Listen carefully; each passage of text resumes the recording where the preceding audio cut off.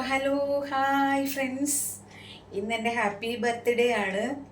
51 വർഷങ്ങളായി ഈ ഭൂമിയിലേക്ക് അവതരിക്കപ്പെട്ടിട്ട്.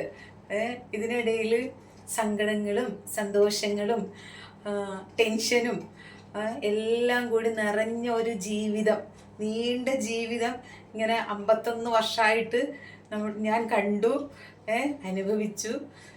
സന്തോഷങ്ങളുണ്ടായിരുന്നു, ഈ ജീവിതത്തിലൂടെ സങ്കടങ്ങൾ കടന്നുപോയി. സങ്കടങ്ങളെക്കുറിച്ച് പറയേണ്ട ദിവസമല്ലല്ലോ ഹാപ്പി ബർത്ത്ഡേ എന്ന് പറയുന്നത്. അപ്പോൾ അതുകൊണ്ട് ഞാൻ സങ്കടങ്ങളെ മാറ്റി വെച്ചുകൊണ്ട് സന്തോഷം മാത്രം പങ്കുവയ്ക്കാമെന്ന് വിചാരിച്ചു. എന്താ സന്തോഷങ്ങൾ എന്ന് പറഞ്ഞാൽ, ഇപ്പോൾ ഈ 51ാമത്തെ വർഷത്തിൽ ഞാനിവിടെ ഇങ്ങനെ നിൽക്കുമ്പോൾ ഈ ഭൂമിയിൽ എനിക്ക് ജന്മം തന്ന എൻ്റെ അമ്മയെയും എൻ്റെ അച്ഛനെയും ഞാൻ മറക്കുന്നത് ശരിയല്ല. അപ്പം അതുകൊണ്ട് ഞാൻ ആദ്യം തന്നെ അവരെ ഈ അവസരത്തിൽ ഞാൻ ഓർക്കുന്നു.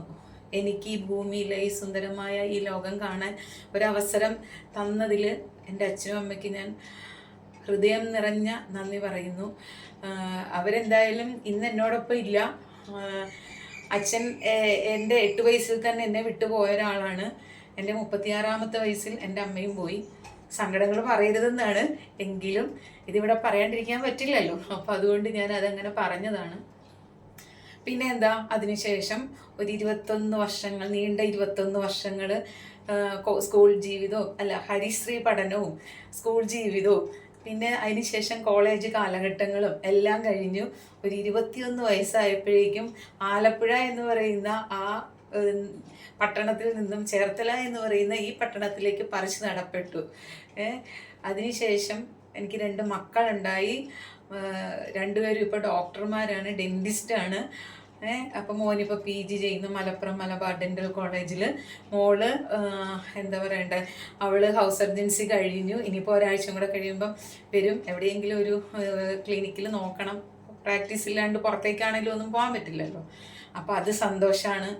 പിന്നെ ഈ അവസരത്തിൽ മറക്കാൻ പാടില്ലാത്ത വേറൊരു കാര്യം എന്ന് പറഞ്ഞാൽ, എൻ്റെ ഹസ്ബൻഡ് ഓട്ടോറിക്ഷ ഡ്രൈവറാണ്.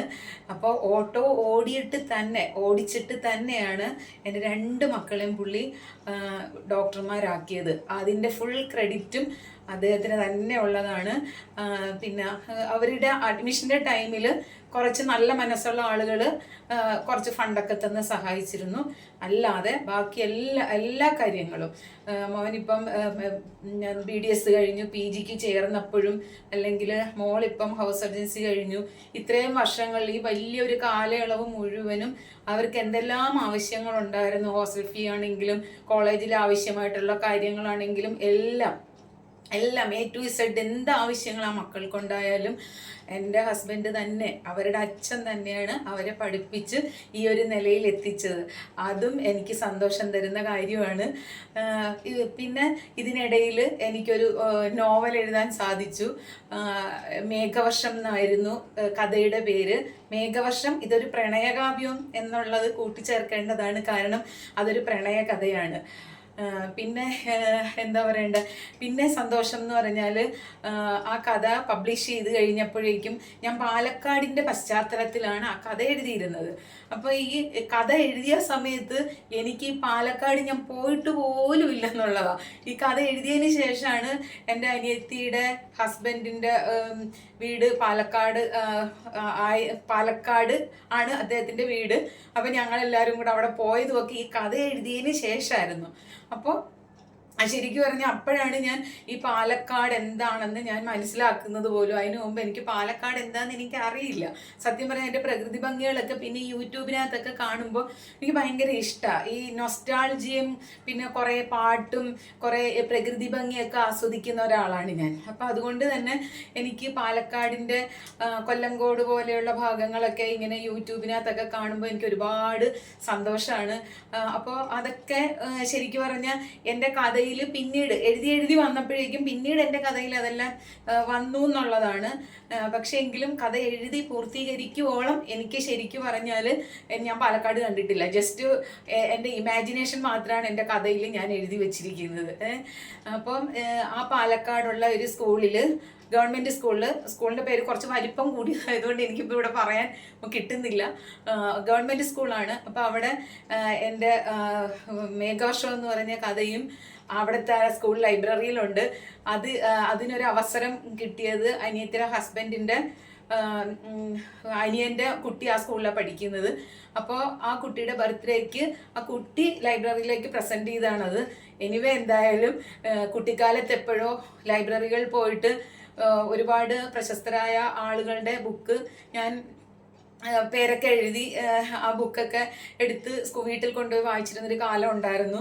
അപ്പോൾ ഇപ്പോൾ വർഷങ്ങൾക്കിപ്പുറം എൻ്റെ ഒരു ബുക്കും പ്രശസ്തരായ ആളുകളുടെ കഥാരചനയ്ക്കോ കവിതാരചനകൾക്കോ ഒപ്പം ഒരു സ്കൂളിലുണ്ട്, ഒരു സ്കൂൾ ലൈബ്രറിയിലുണ്ടെന്ന് പറയുന്നത് മറ്റൊരു വലിയ സന്തോഷമാണ്. അപ്പം ഇതൊക്കെ എൻ്റെ ജീവിതത്തിലൂടെ കടന്നു വന്നപ്പോൾ എനിക്കുണ്ടായ സന്തോഷങ്ങളാണ്. സങ്കടങ്ങളൊന്നും ഞാൻ പറയുന്നില്ല കേട്ടോ, അതൊന്നും പറയേണ്ട ദിവസമല്ലല്ലോ ഇന്ന്, അതുകൊണ്ട് അതൊന്നും പറയുന്നില്ല. എൻ്റെ ജീവിതത്തിലെ സന്തോഷമായ കാര്യങ്ങൾ ഇതൊക്കെയാണ്. അപ്പം ഈ സന്തോഷത്തിൻ്റെ നിമിഷത്തിൽ ഞാൻ അതെല്ലാം നിങ്ങളോട് പങ്കുവയ്ക്കുകയാണ്.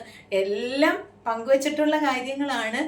സ്റ്റോറി ആയിട്ടായാലും പോസ്റ്റായിട്ടാണെങ്കിലും വാട്സാപ്പ് മെസ്സേജ് ആയാലും ഒക്കെ ഞാൻ സന്തോഷങ്ങളൊക്കെ അപ്പം ഞാൻ പങ്കുവെക്കുന്ന ഒരാളാണ്. പക്ഷെ എന്നാലും ഇന്നത്തെ ദിവസം എന്താ ഒന്ന് പങ്കുവെക്കേണ്ടത്, എന്താ ഒന്ന് സൗഹൃദങ്ങളുടെ ഇടയിലേക്ക് ഞാൻ പറയേണ്ടത് എന്ന് ആലോചിച്ചപ്പോൾ എന്നാൽ പിന്നെ എൻ്റെ സന്തോഷങ്ങൾ തന്നെ ആയിക്കോട്ടെ എന്ന് കരുതി. അതുകൊണ്ട് ഞാൻ ഇതൊക്കെ ഒന്ന് ഓർത്തെടുത്ത് പറഞ്ഞു എന്നുള്ളതേ ഉള്ളൂ. എന്തായാലും എനിക്ക് ഇന്ന് രാവിലെ മുതൽ ഹാപ്പി ബർത്ത്ഡേ പറയുന്ന ഒരുപാട് സൗഹൃദങ്ങളെ ഞാൻ കണ്ടു. ഒരു പക്ഷേ ഞാൻ പോലും ഇന്ന് എൻ്റെ ബർത്ത്ഡേ ആണെന്ന് ഓർത്തില്ല കേട്ടോ സത്യത്തിൽ. കാര്യം എന്താണെന്ന് വെച്ചാൽ ഞാൻ ഇന്ന് ഓർത്തില്ല എന്നുള്ളതാണ്. പക്ഷെ ഒരാഴ്ച മുമ്പ് ഞാൻ ഓർത്തായിരുന്നു, ഇന്ന് ഞാൻ ഓർത്തില്ല, വിട്ടുപോയി. അപ്പോൾ നോക്കിയപ്പോൾ രാവിലെ പോലെ ചടപട എന്ന് പറഞ്ഞിട്ട് മെസ്സേജസ് വരുന്നുണ്ട്. അപ്പോൾ എന്താ കാര്യം എന്ന് പറഞ്ഞ് നോക്കിയപ്പോൾ ഓൾറെഡി എല്ലാ ദിവസവും മെസ്സേജ് വരുന്നുണ്ട്, പക്ഷെ ഇത് കുറച്ച് കൂടുതലായിട്ട് നോട്ടിഫിക്കേഷൻസ് ഇങ്ങനെ വരുമ്പോൾ നോക്കിയപ്പോഴാണ് ഹാപ്പി ബർത്ത്ഡേ.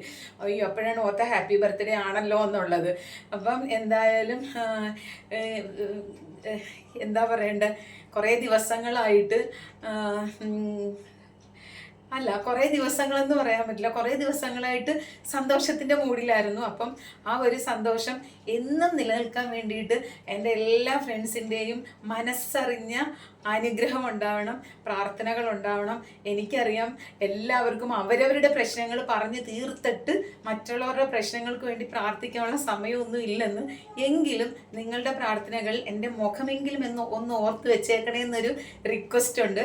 പിന്നെ വേറൊരു കാര്യം, എല്ലാവർക്കും എന്നോട് ഒരു പരിഭവമോ പിണക്കമോ ഒക്കെ ഉണ്ടാവാം, വേറൊന്നും കൊണ്ടല്ല. നിങ്ങളെല്ലാവരും എനിക്കിടുന്ന മെസ്സഞ്ചറിലായാലും വാട്സാപ്പിലായാലും FBയിൽ അല്ലാതെ പോസ്റ്റ് എല്ലാം ഞാൻ കാണുന്നുണ്ട്. പക്ഷെ പേഴ്സണലി വന്നിട്ട് ഇങ്ങനെ എല്ലാവരുടെയും എന്താ പറയണ്ട എല്ലാവരുടെയും അഭിപ്രായങ്ങൾക്ക് തിരിച്ചൊരഭിപ്രായം പറയാനായിട്ട് എനിക്ക് പറ്റാറില്ല. കാരണം ഈ ഓൺലൈനായിട്ട് ലോട്ടറിയുടെ പരിപാടിയൊക്കെ ചെയ്യുന്നത് കൊണ്ട് മിക്ക സമയം അതിനകത്ത് ഇങ്ങനെ മുഴുകിയിരിക്കേണ്ടി വരും. ആരാ എപ്പോഴാ ഒരു ലോട്ടറി എടുക്കാൻ വേണ്ടി ഏത് നമ്പരാണ് പറയുന്നതെന്ന് അറിയില്ലല്ലോ എന്നുള്ള ആ ഒരു ടെൻഷൻ ഉള്ളത് കൊണ്ട് ഞാൻ എപ്പോഴും ആ വാട്സാപ്പിനകത്ത് മുഴുകിയിരിക്കലായിരിക്കും. പിന്നെ ഇടയ്ക്കൊക്കെ മാത്രമാണ് ഇതിലേക്ക് വരുന്നത്. പിന്നെ നിങ്ങളാരും എന്നെ മറന്നു പോകാണ്ടിരിക്കാൻ വേണ്ടിയിട്ട് ഇടയ്ക്കിടയ്ക്കൊക്കെ ഓരോ റീലൊക്കെ പാടിയും പിടിച്ചും ഒക്കെ ഇടുന്നുണ്ടെന്നുള്ളത് മാത്രമേ ഉള്ളൂ. അപ്പം എന്തായാലും ഒരുപാട് പേരെന്നെ സപ്പോർട്ട് ചെയ്യുന്നുണ്ട്.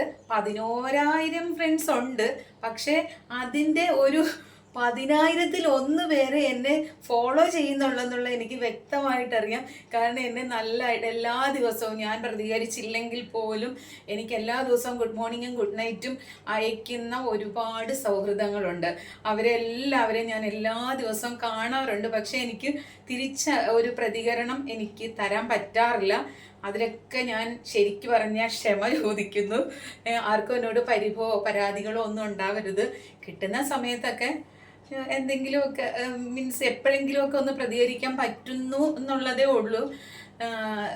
സാധാരണ നേരത്തെ ഞാൻ ടോട്ടലി എല്ലാവർക്കും വേണ്ടിയിട്ട് ഒരാഴ്ചയിൽ ഒരു ദിവസമെങ്കിലും വന്നിട്ട് ഞാൻ അങ്ങനെ പോസ്റ്റൊക്കെ ഇടുന്ന ഒരാളായിരുന്നു. ഇപ്പം അതിനൊന്നും നേരമില്ലാത്ത പോലെ ആയിപ്പോയി. എല്ലാവരും എൻ്റെ അടുത്തൊന്ന് ക്ഷമിച്ചേക്കണം കേട്ടോ.